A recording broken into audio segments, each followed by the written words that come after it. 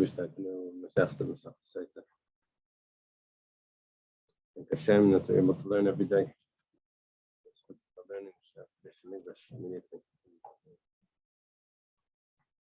So the Mishnah begins. Starts like this: Hamakane le'ishtei. Makane we're going to translate as warns. Someone that warns his wife. What does he warn her?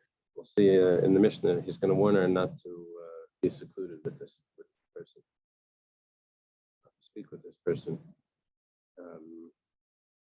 But basically, what happens is like this: if a woman ends up committing adultery, a married woman commits adultery, so she's forbidden to her husband, she's forbidden to the adulterer, and she also can't eat truma. Let's say the husband was a kayan, she's finished with him, so she can't eat truma. She also loses her ksuba. She doesn't get the money that she should get from the divorce settlement. She should get a ksuba, which was the arrangement originally when they got married. She loses that. She forfeits the ksuba because of that. So now we're talking about over here, not that a woman had witnesses that she committed adultery. She only has witnesses that she was secluded with the person, with this man. Now we have to see like how this works, because you don't have the full. You don't have the full story here. You just know that she was secluded. So what she's going to need to do is she's going to end up needing to drink the sota water, and that's going to tell us if she's innocent or guilty. Let's take a look. We just started the translation of Hamakani le'ishtei, someone that warns his wife. So we have a machlekes. Yeah.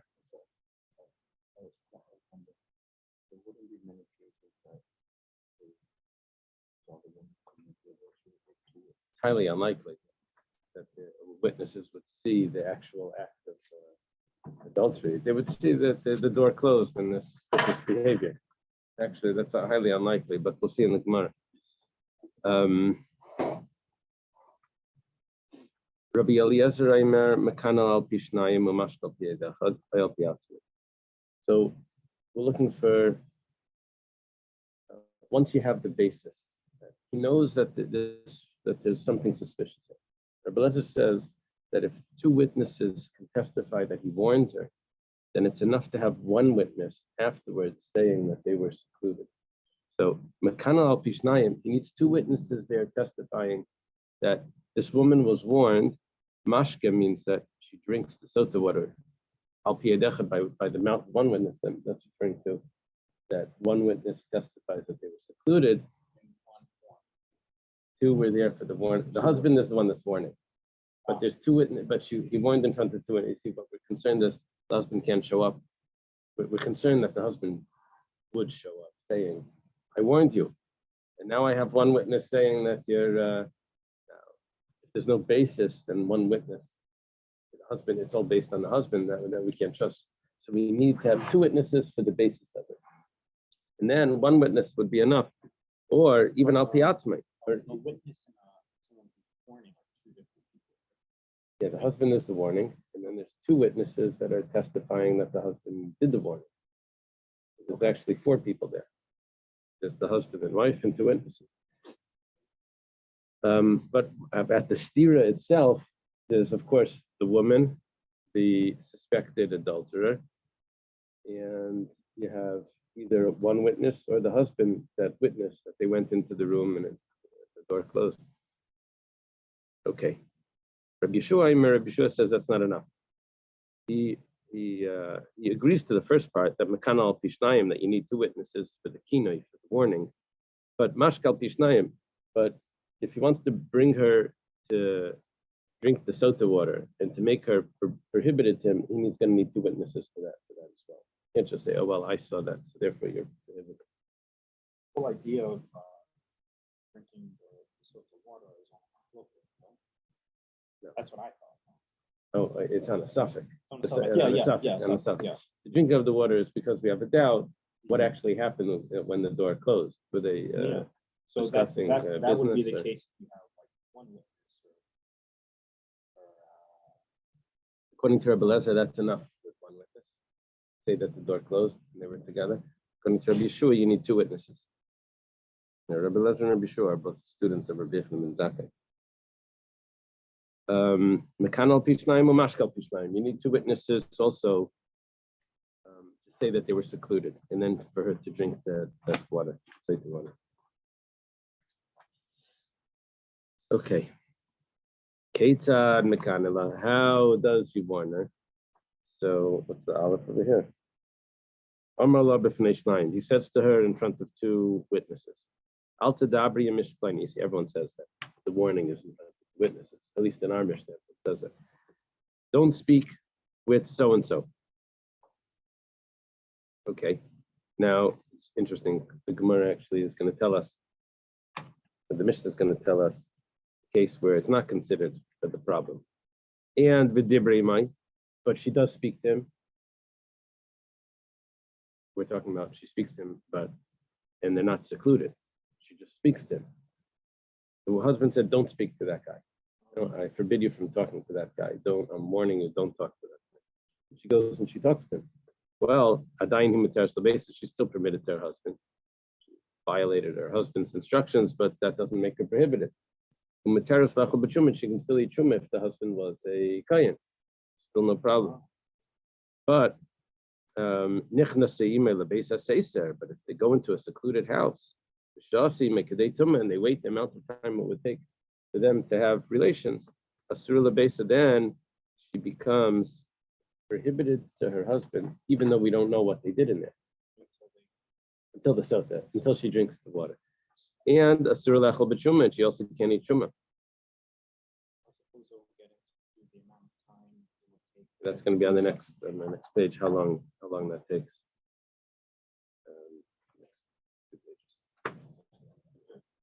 So he warned her not to speak to somebody, and then she was alone with him. So what she's doing is not about the warning. Yeah. Apparently, it's that it works, even though he didn't warn her. Don't be secluded. The warning was even more than that. She's so much worse than speaking. I guess so. Yeah. Let's see if there's a comment there.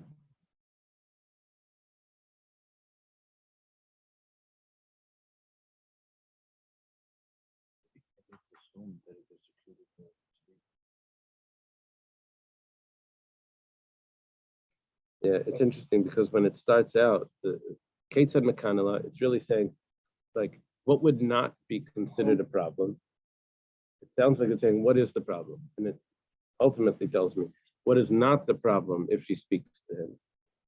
What is the problem is something else. If he says, don't be secluded, and then she's secluded with him. Now, I guess don't speak to him also works if she's secluded with him. That's what it sounds like. Okay. I didn't do the last line of the Mishnah. The husband were to pass away at that point, when she was secluded, but we don't know what happened. So then the husband, let's say, has a brother. They don't have any children. This couple. The husband has a brother that could be the yavam.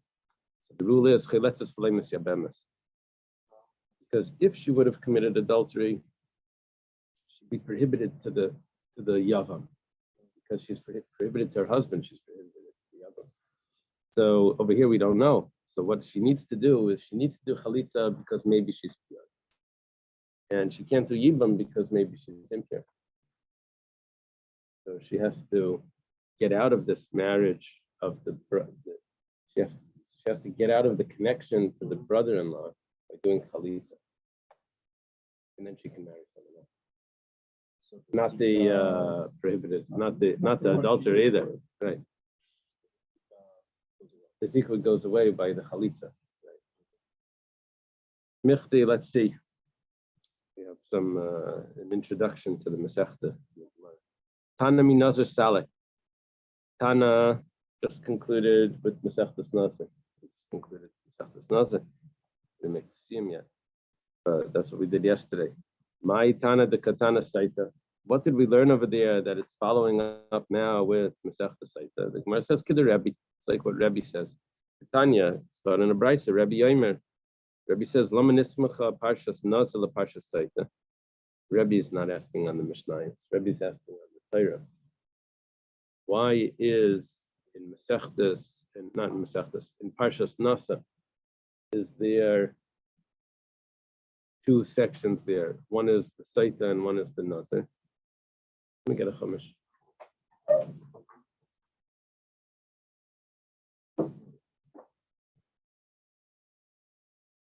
But here in Parshas Nasa,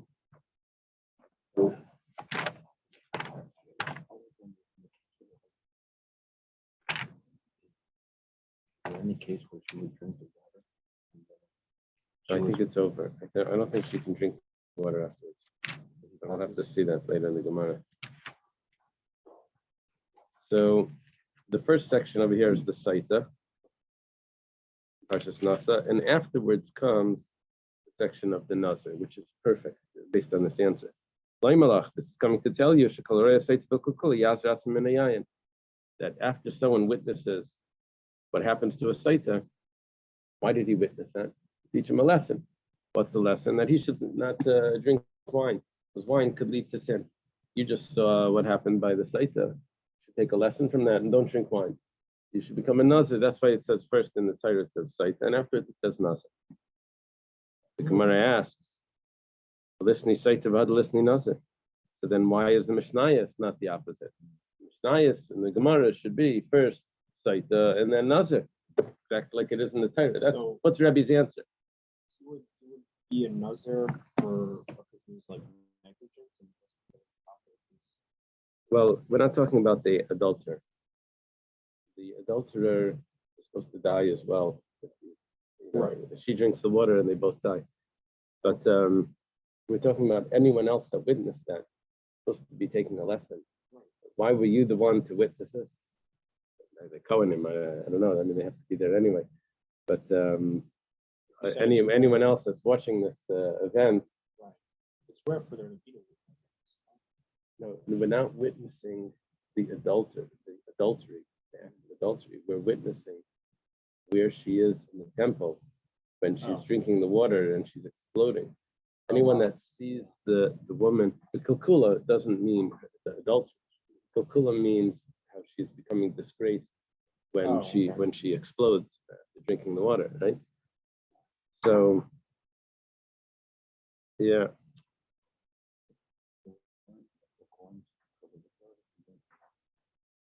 Yeah, but not they're allowed to drink wine, just not what the Kohen can drink wine, just not while he's doing the service.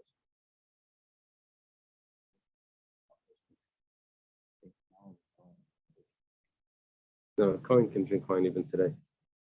Yeah, there was a statement that said that a Kohen today shouldn't drink wine. We don't know when the Beis Hamikdash is going to be, but they drink wine. Yeah.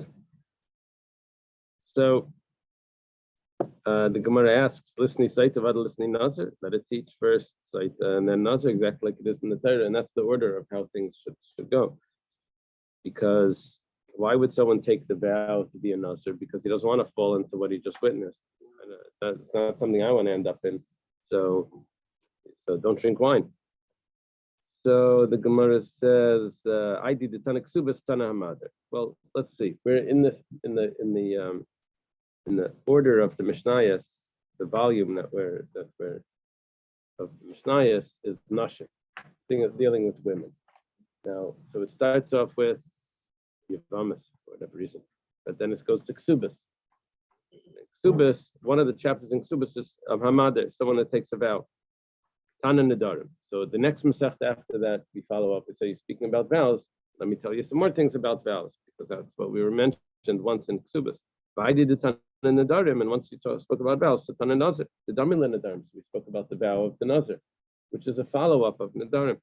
Tani Saita, and then once we said Nedarim, once we said Nazir, and we said Saita because of that connection.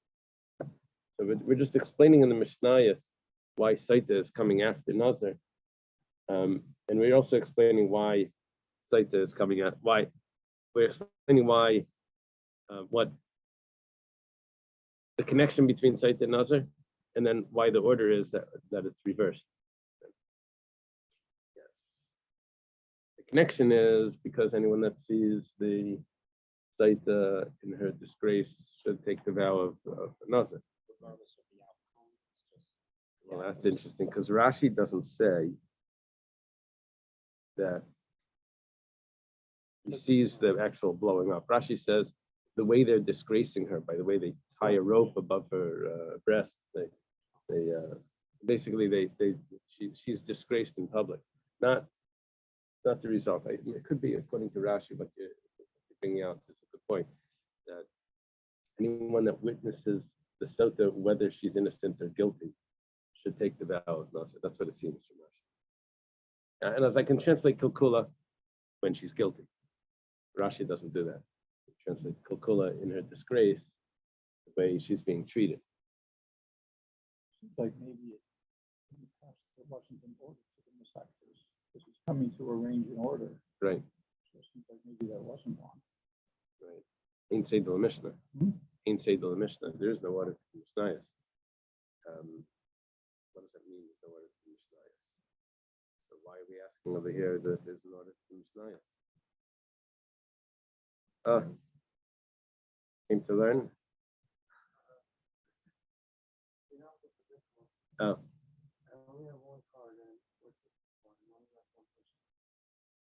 Let me give you a card. Yeah. What else are you going to buy on it?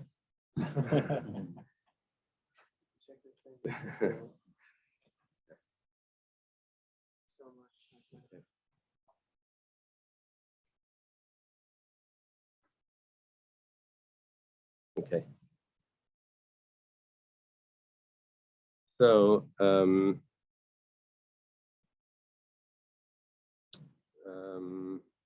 okay, that's our answer. Tani Saita Kedirabi. It says Saita because of the connection that Rebbe taught us. Okay, Hamakani. The Gemara questions the wording. Hamakani means someone that warns. Someone that warns. Sounds like it's not an instruction, it's just a scenario. Someone that warns his wife. Hamakani, there's someone that warns. It would be an instruction, it would say Mekane Adam, or right, Mekane Adam Yishtay, that he should warn his wife. But it sounds like Hamakani, someone that did warn his wife, sounds like that was the scenario. The Yevid in Lechatchila light. Maybe this is something that a person should not do. Just it happened to be that he did this. Now, what does he do now? How does he? What's the halachas of someone that warns his wife? Well, Kasavar Tana Didan, the author of our Mishnah holds asalakanis, that it's not something that a person should do. It's actually prohibited. A person should not warn his wife because it's bringing her to be disgraced. What does he do if he suspects her? I don't know.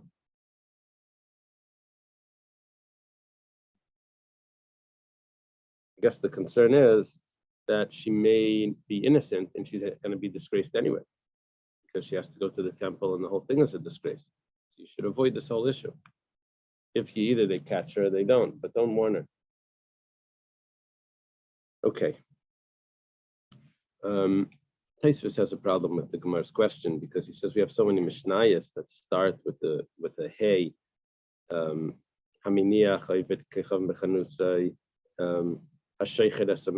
There's so many there's so many of the same verbal form. So many Mishnayos start like this, and the Gemara doesn't say, "Oh, that's mashma that implies that you should never do this." You know, over here, for some reason, that's where we're grabbing onto that detail. We're saying, "Oh, that means that you shouldn't do this."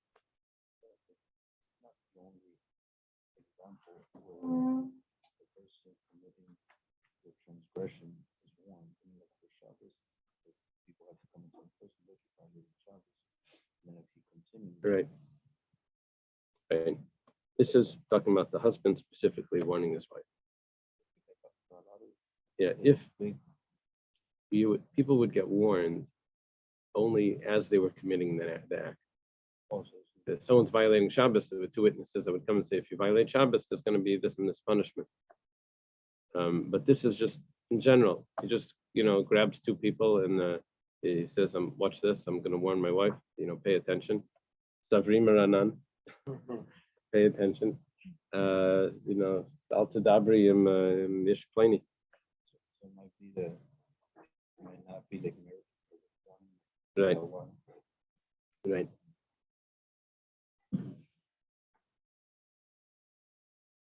Yeah. Discouraging that sort of control. A husband can warn his wife everything, control, no independence.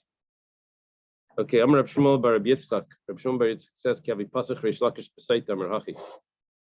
Shmuel bar Rabbi Yitzchak says, when Reish Lakish started to learn Masech Sota, he said the following: "Ein mizavgan le'ladam yishal afi ma'aseh."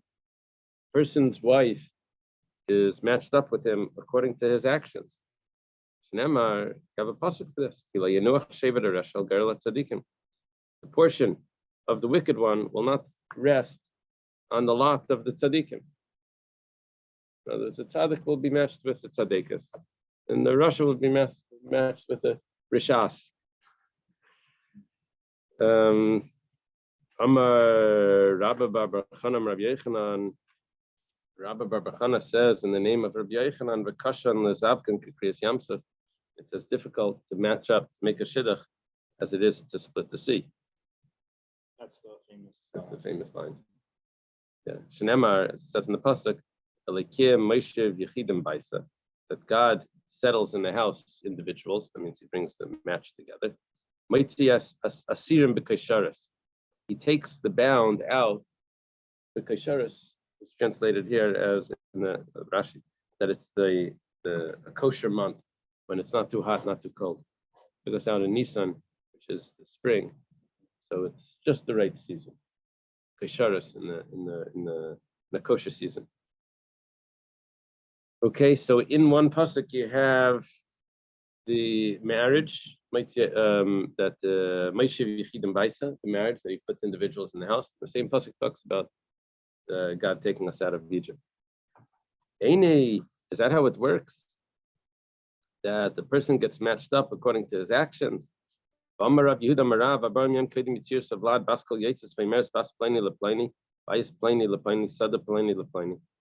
Even before the person's born. 40 days, doesn't say before he's born. It says 40 days before he's formed. It sounds like from the time of conception, right? It takes 40 days for the. before conception. Yeah, I think it's actually from conception, because it takes 40 days from conception to be formed.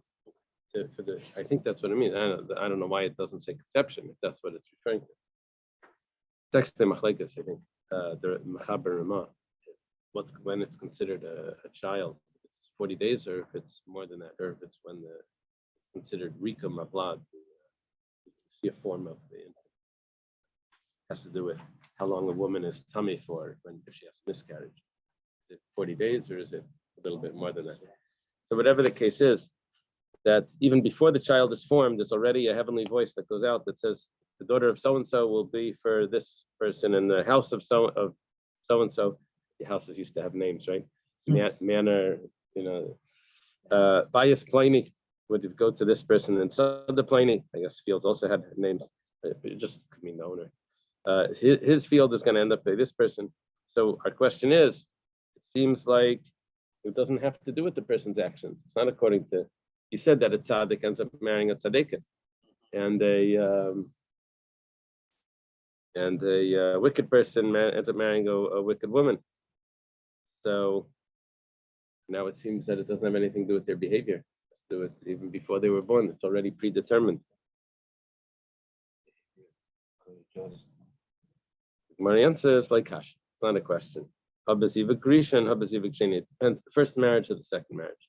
First marriage was already predetermined. Second marriage, that depends on behavior. This is one of my students' words. First marriage is the one you want, and the second is the one you deserve. Oh. That's how he expresses it. So does he say that that's the same person? Is that his idea?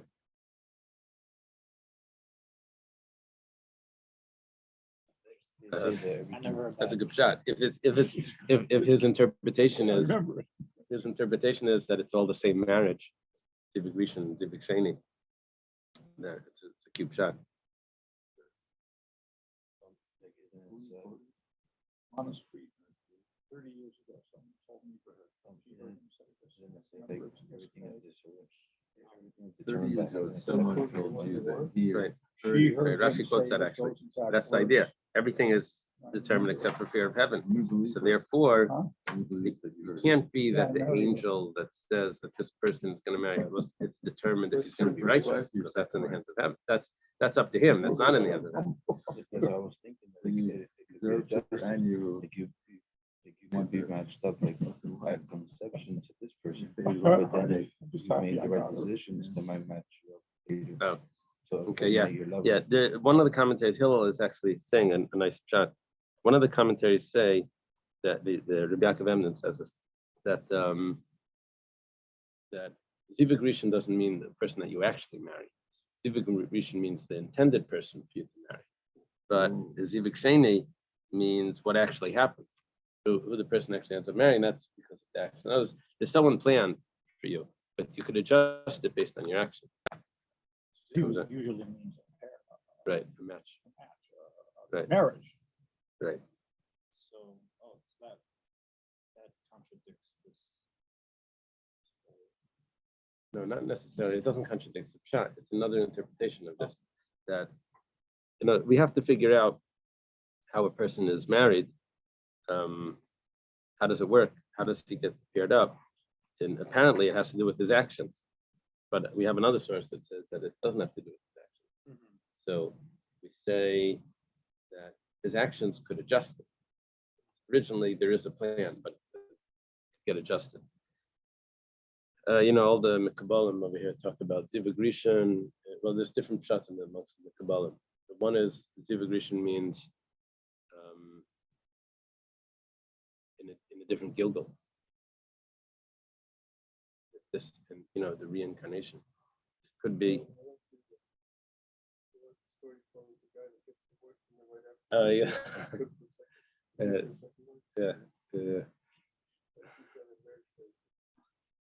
That's right.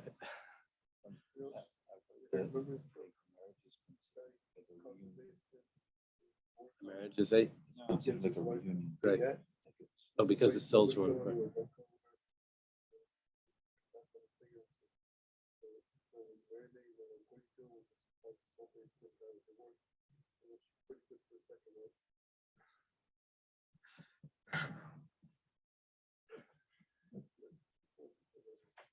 Okay. We have a good shot over here. And you detail this. But there's a shot that is Kashik Kriyas Yamsuf. So sometimes when a person is going on a shidduch, the Medrash says that they went into the sea, they went in on one side. Instead of crossing the sea, they actually went in a circle and came out on the same side. It's like, so the sea split, but it wasn't straight across. The sea split and they came back to the same side where they started. They said that sometimes a person goes on a shidduch, come back a few weeks later, they're on the same side where they started. It didn't work out.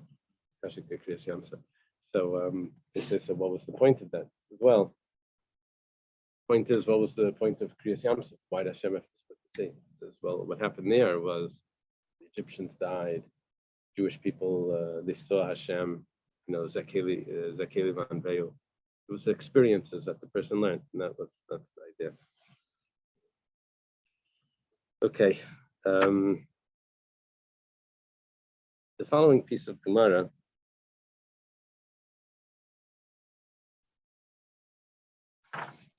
is not a representation of the whole Masechta. You throw in one difficult piece.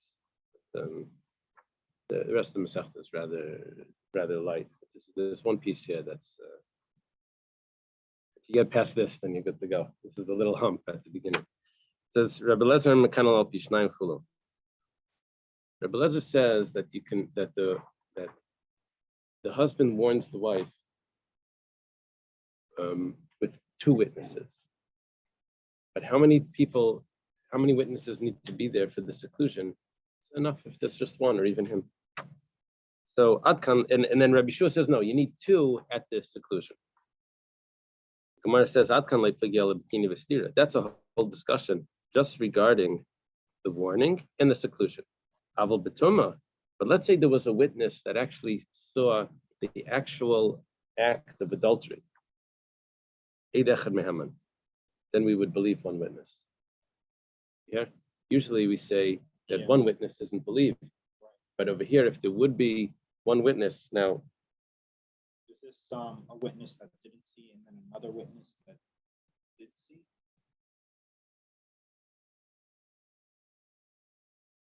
Like a witness that saw seclusion, another witness that saw the act of adultery. yeah, so we're saying that Rabbi Yeshua holds that you need two witnesses to see the seclusion for her to become a saita. See the seclusion. Yeah. Okay. But Rabbi Yeshua would admit, Rabbi Yeshua was the stricter one here, that you needed two witnesses to see the seclusion. Rabbi Yeshua would admit that if there was one witness that saw the adultery, that would work after the warning, right? There was already a warning, but the actual adultery. What would be the halacha then? She wouldn't be a saita. She would be a saita only when there's a doubt. Here there's a witness. She wouldn't be a saita. She would be an adulteress, and she would have to get divorced. Forbidden to the husband, forbidden to the adulterer, and she won't be able to eat truma if the first husband was a kayen, and she loses her ksuba, all because of the testimony of one fellow.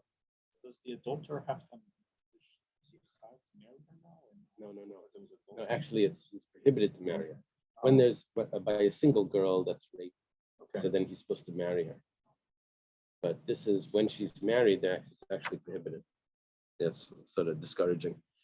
This is based on a pasuk.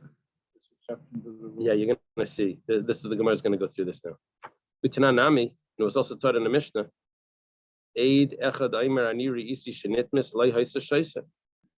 If there's one witness that says that she committed adultery, so she doesn't drink anymore, it's over. Case closed. All based on the testimony of one witness. Gemara asks, what's your source that you can use one witness for such a serious statement? One witness, everything is dependent on this one witness, and the whole everything. The marriage gets dissolved. She's prohibited to this and that, and she loses all the money. It's just based on one witness. Where do you see this? Well, the Tana Rabbana was taught in a brisa. Okay, now let me just read to you just a little bit so you get an idea of what's happening. This is the section of Saita. Now,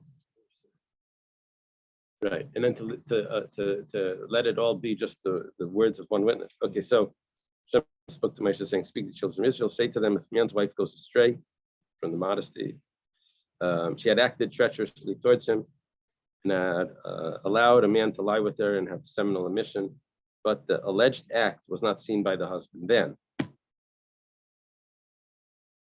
Then if, then we have some options here. She was secluded, and there were no witnesses against her, and she was not forced. Then, and if she was warned beforehand, then it goes on to how she has to come to the Kohen. So in Hebrew that goes,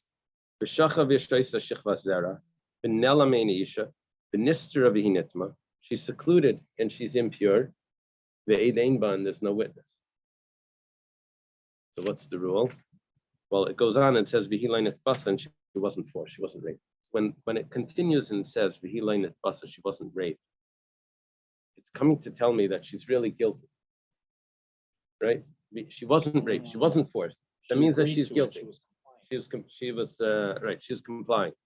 So it looks like it's headed in the direction of guilt. That's where this pasuk. There's no witness, and but there's no witness, and it looks like we're headed that she's guilty, even without the witness, right? The Hilain at pasuk is coming to say that she's guilty.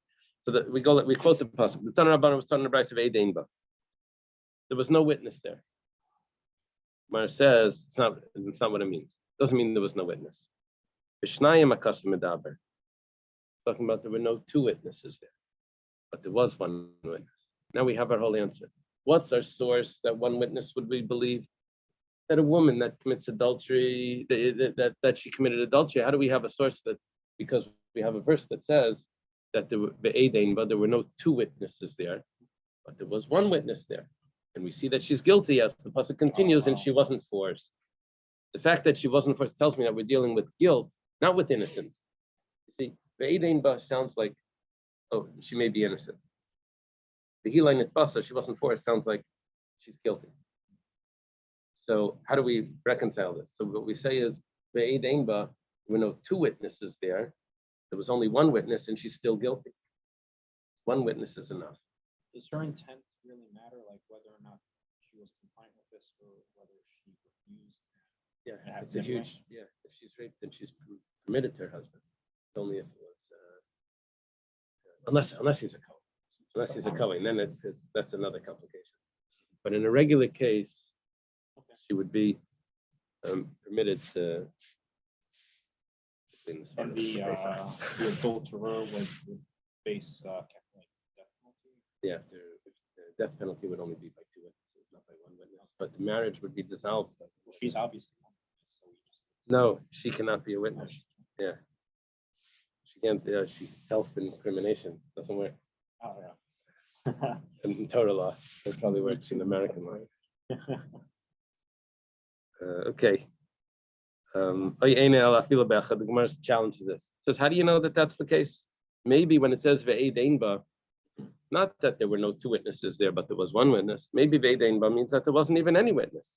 Now, we have a problem with saying that. The Gemara doesn't tell us the problem right away. We have a problem with saying that because then it sounds like she's going to be innocent. And the pasuk continues that she's guilty because she wasn't forced. But the Gemara the Gemara ignores that right now. It's going to get back to that soon. It starts over, it said, maybe it's only one witness. There's not even one witness there. The Gemara says, Talmud Daimar, I have another pasuk somewhere else. It says, it says that we can never use one witness. Now, the verse that says you can never use one witness says, Eid Echad, one witness. Eid is a witness, Echad, one. Mimash Mashanemar, where?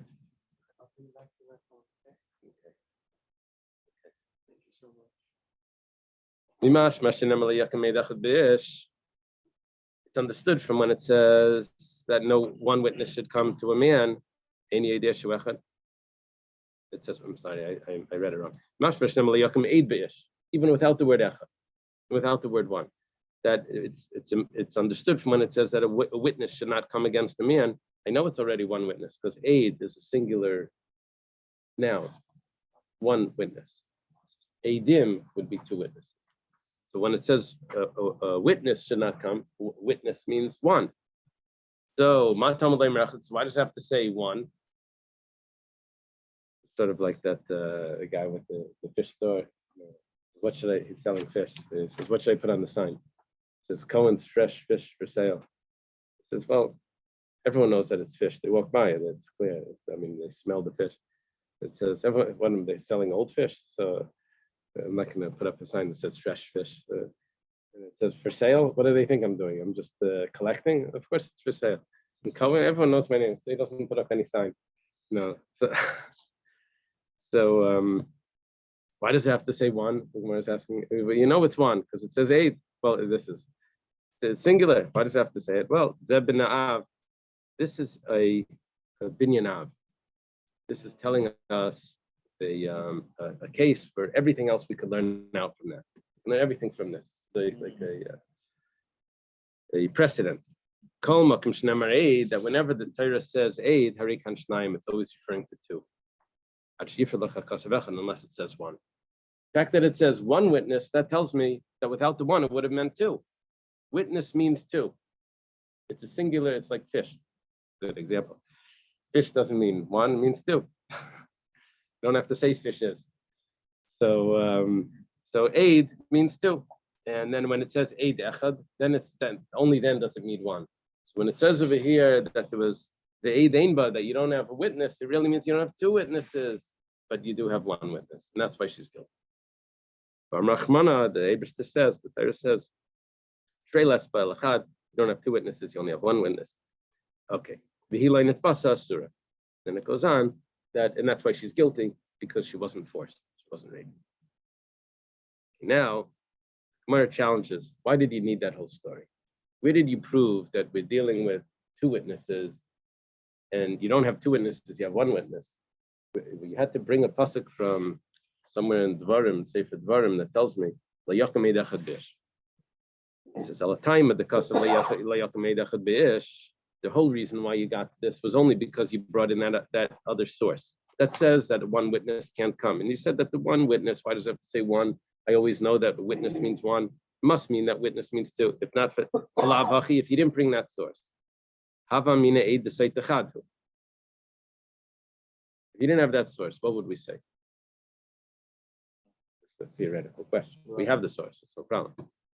But why did you have to bring in that source? Let's try to do this without that source. What would we say? We'd say, well, you don't have one witness by the site. That's the case. You don't have any witness.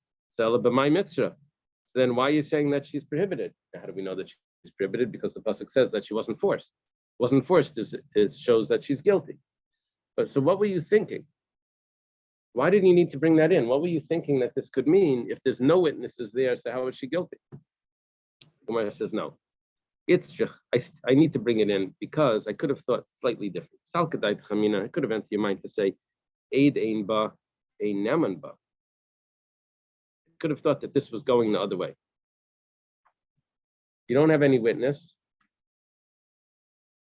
That doesn't mean a scenario where you don't have a witness watching it. It could mean that there really is a witness that watched it. And what we mean to say ve'ed ein ba is that you don't trust the witness that watched it. Now we're headed in a different direction. Gemara soon is going to challenge this to say, but 1 second, it doesn't appear to be like this because it says she wasn't forced. But let's go along with what the Gemara's the path that it's taking us. I could have thought that what it meant was that one witness isn't believed. So it has to tell me that it means that there's no two witnesses. Gemara says, 1 second. Ein neman ba, not believed. Well, am I by? So then what's it doing here? Ade kutrei, until you have two witnesses. We would say like this. What do I need a pasuk at all to tell me that you don't have one witness there? You don't have to tell me that one witness isn't believed. I know that one witness isn't believed. The whole Torah says in all of Jewish law, you always need two witnesses. So why over here are you telling me that one witness isn't believed? It's so unnecessary. If you want to tell me that one witness isn't believed, don't say anything. And I'll just apply the rest of the rule of the Torah where you don't never trust one witness. Just like it is by the rest of the Torah. We learn davar mimamin. Just by money, it says you need two witnesses. Also, when it comes to adultery, you need two witnesses. Gemara says no.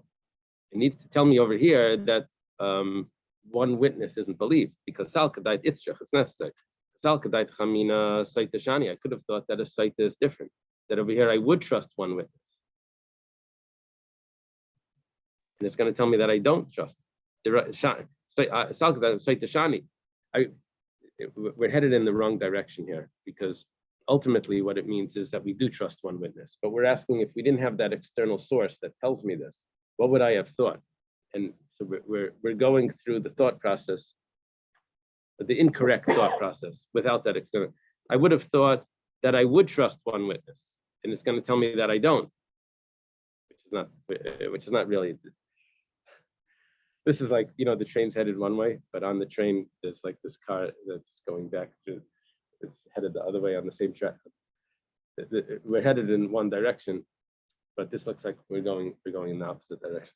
I could have thought that a site that we would trust one witness, the raglaim ladavar, because there's a basis for it. That because there's a basis, because the husband already warned her, we would say, okay, now she's guilty, even with one witness. So I need the pasuk of to tell me that really we're talking about two witnesses. And over here you don't have two witnesses. Now back to the site, you don't have two witnesses, you only have one witness, and that's why she's guilty. Without that pasuk, I would have thought that one witness is not believed. Why would you need to tell me one witness is not believed? I know in the whole Torah that one witness is not believed. would say, well, maybe by sight the one witness is different because there's already a basis for it. So I would have thought one witness is believed. If you think about it, this really isn't such a unique circumstance. Even in Dine Mamanos, one witness doesn't conclusively establish a fact, but something has to happen. Right. So Right. there's a shavua or Right. whatever. Right. So That's, here, there's one witness. I guess the answer to my question is she can't just take a shavua. She goes all the way to the end. She has to do the whole thing. even Right. through death. right. Well, if there's one witness to impurity, so then she doesn't even drink. We trust it like as if it's fact. One witness to the act. To the act, right? One witness to the act is that's considered that's So sufficient, that's the finish here. right? That's the Right. distinction. Rabbi, what if she argues and says she goes against the witness? Yeah, we're not going to trust her. We're going to trust the So no matter what, she doesn't drink. Yeah, she's not going to drink. But the big problem is not that she doesn't drink. The big problem is that her marriage ends and she loses her ksuba. So she's out in the street without any money. And she can't go to the guy that she was suspected with. Yeah, right. So If she's from a rich family, her father can take her back. okay. So the Gemara now says,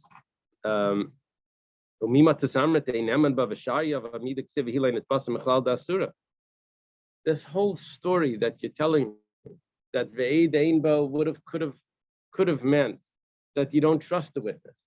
What would that be telling me? That she's innocent. The problem is the pasuk continues saying that she's guilty. You could have someone also another witness refute the other witnesses. Oh, then that would be a different story, right? So the Gemara now answers this problem because now it seems like the pasuk would be contradicting itself if we would have taken that path. It starts off saying that you don't trust the witness, which means that she's innocent. Vilain Klasa means that she's guilty. So it's necessary to say this anyway. I could have meant anyone to say neman by the katray. What we meant was in the pasuk, one witness is not believed. Now, what that implies is that two witnesses, yes. But the betray nami, and even when we're going to believe the two witnesses, there's another detail. He, the linus vasa, that would be specifically if she wasn't forced, if she was raped. If she was raped, she'd be innocent. When she's not raped, then she's guilty.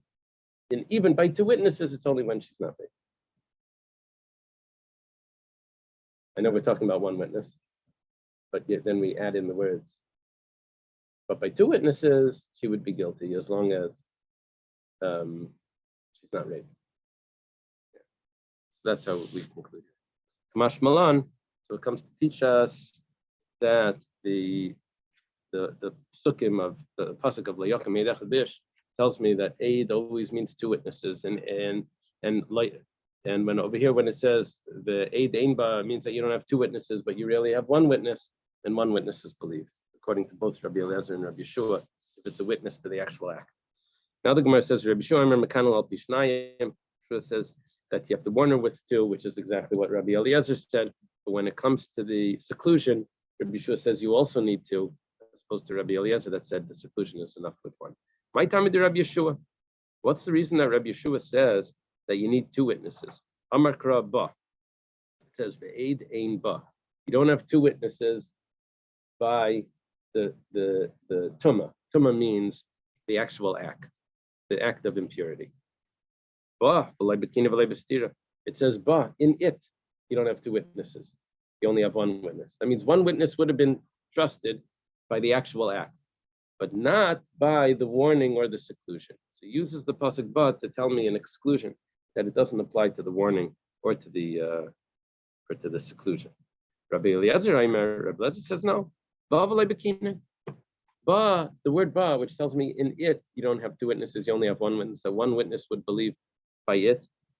That's only telling me, but not by the warning. The warning, I need two witnesses. But when it comes to the seclusion, it's enough to have one witness also. I was only excluding one thing, the warning. Gemara asks, How did Rebbe Lezer choose this? Maybe it's coming to tell me that you don't need 2 witnesses by the seclusion. 1 witness is enough. Oh, the Gemara says 1 second. I'm sorry. The opposite. Maybe by Tuma, 1 witness is enough. But by Stira, you need 2 witnesses. In the Sakasha and Rabbi Eliezer, why did Rabbi Eliezer say you only need 1 there? Gemara says, no, you can't say that because seclusion is compared to the actual act. And therefore, it says in the pasuk that she was secluded and she becomes impure. So if that's the case, then by both of those, 1 witness would be good enough. That's Rebbe Lezer's view. And by the warning, you need to have 2 witnesses. Gemara asks, the warning is also compared to the impurity. And Rebbe Lezer says you need 2 over there. Maybe you should only need 1. He warns his wife and she's impure. See, you should only need 1 for the warning as well. It says Hamiyat Rahman above, but the Torah says that there's an exclusion here. 1 witness is only good for impurity. What are you excluding if you say both seclusion and warning also only need 1 witness? I have to exclude something, so I'm going to exclude the warning. That's a Mari Isa. What made you choose the warning over the seclusion? You're going to choose 1. That 1 of them requires 2. Why do you choose this one? It makes logical. Look, the seclusion is what makes her prohibited, just like she committed the act. So the seclusion is the main one that would be compared to the tumah. Mar says, Adarab, on the contrary, the warning is the main one.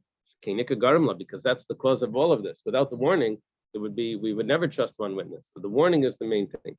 When it says but if there's never a seclusion that follows the warning, so then there's no problem with the warning is nothing. So which one is the main one? This is like the chicken or the egg. But didn't all the opinions require 2 for the warning? Yeah.